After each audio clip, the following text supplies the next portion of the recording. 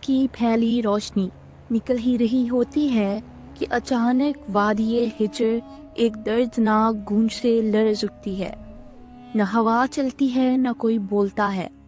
اچانک ایک پہاڑی چٹان بیچ سے پھٹ جاتی ہے، دھول اٹھتی ہے، روشنی پھوٹتی ہے اور اندر سے ایک عظیم و شان اونٹنی نکلتی ہے۔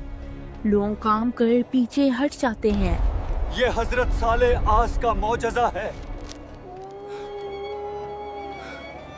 لیکن یہ صرف ایک اونچنی کی نہیں، یہ کہانی ہے اس قوم کی جو اپنی طاقت کے نشے میں چور ہو کر خدا سے ٹکرا گئی تھی۔ جب قوم عاد اپنے غرور اور ظلم کی وجہ سے ہلاک ہوئی تو ان کے درمیان چند مومن لوگ تھے جنہوں نے حضرت ہود علیہ السلام کی بات مانی تھی۔ اللہ نے انہیں بچا لیا۔ عذاب کے بعد ہوا بالکل خاموش تھی۔ بچنے والے لوگ وادی عاد چھوڑ کر نئی زمین کی تلاش میں نکل پڑے۔ سفر لمبا اور مشکل تھا۔ آخر کار وہ الاولیٰ پہنچے، جہاں پانی کے چشمے تھے اور بہترین زرخیزی تھی۔ یہی ان کی نسل بڑھنے لگی اور وہ وادی الحجر پہنچے، جسے آج ہم مادین صلیح کہتے ہیں۔ یہیں سے قوم سمود کا آغاز ہوا۔ سمود کی نسل ایک عظیم نسل بنی۔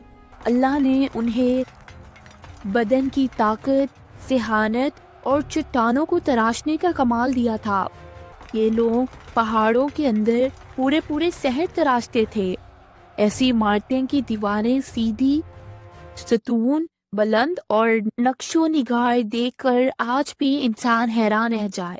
قرآن کے مطابق یہ میدانوں میں محل بناتے اور پہاڑوں کو کاٹ کر گھر بناتے۔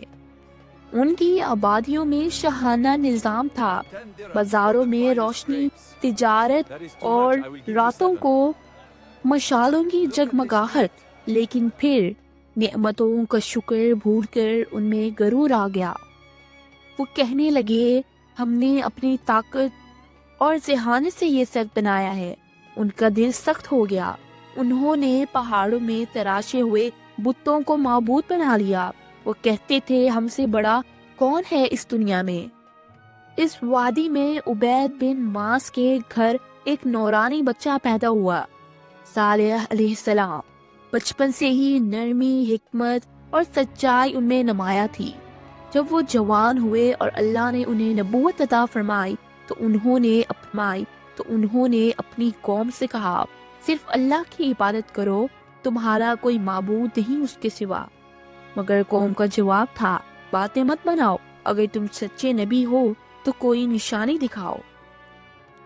سرداروں نے چیلنج کیا اس پہاڑی چٹان کے اندر سے ایک زندہ گابین اونٹنی نکال کر دکھاؤ۔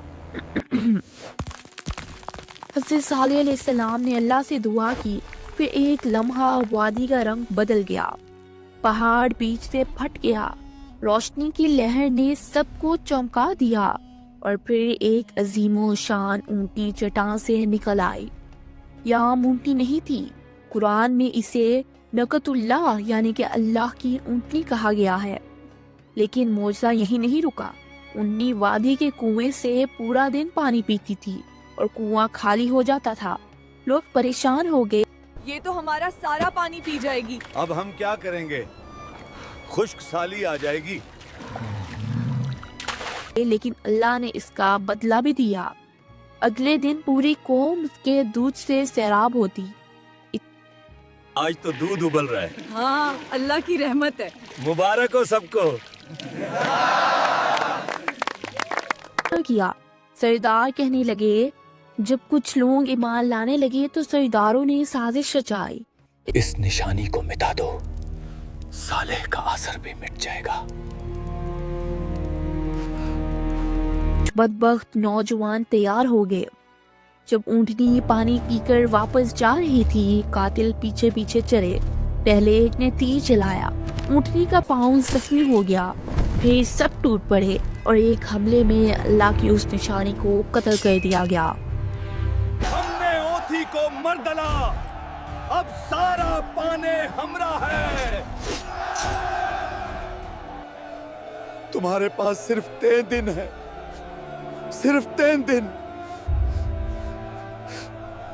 हमें कोई अजाब नजर नहीं आ रहा। लोग हंसे और कहा, मगर फिर काउंटडाउन शुरू हुआ। पहला दिन, ये हमारे साथ क्या हो रहा है? ये बीमारी बहुत तेजी से फैल रही है। आसमान देखो। मुझे नहीं पता बुजुर्ग, हम सब पहले पढ़ रहे हैं। क्या खुदा हमसे नाराज है? फिर आया दूसरा दिन चेहरे सुर्ख, हवा गर्म, आसमान लाल हो गया। तीसरा दिन, चेहरे स्याह, वादी में मौत की बू फैल गई। लोग समझ गए कि हमसे गलती हो गई चुका है। और फिर फजर से पहले ही आसमान लरजा, पहाड़ हिले, जमीन से खौफनाक आवाज आई और फिर एक बहुत बड़ी चीख, ऐसी चीख के दिल फट जाए, रूहें जिस्म से निकल जाए। कौम के सब लोग अपने घरों में उल्टे पैर रह गए। कुरान में आया है, एक चीख ने उन्हें पकड़ लिया। कौमी समूद खत्म हो गई। हज़रत सालेह अलैहिस्सलाम वादी के किनारे पर रुक कर बस इतना बोले, मैंने तुम्हें समझाया था मगर तुम निशात को पसंद नहीं करते। मदेन सालेह आज तक गवाही देती है कि जब अल्लाह की निशानी का इनकार हो और जब इंसान को अपनी ताकत पर तकब्बुर हो जाए तो कौमें इन इमारतों से नहीं बचती, ईमान से बचती हैं। अगर तुम्हें ये कुरानी कहानी पसंद आई हो तो वीडियो को लाइक करो, कमेंट्स में लिखो तुम अगले एपिसोड में किस कौम की कहानी देखना चाहते हो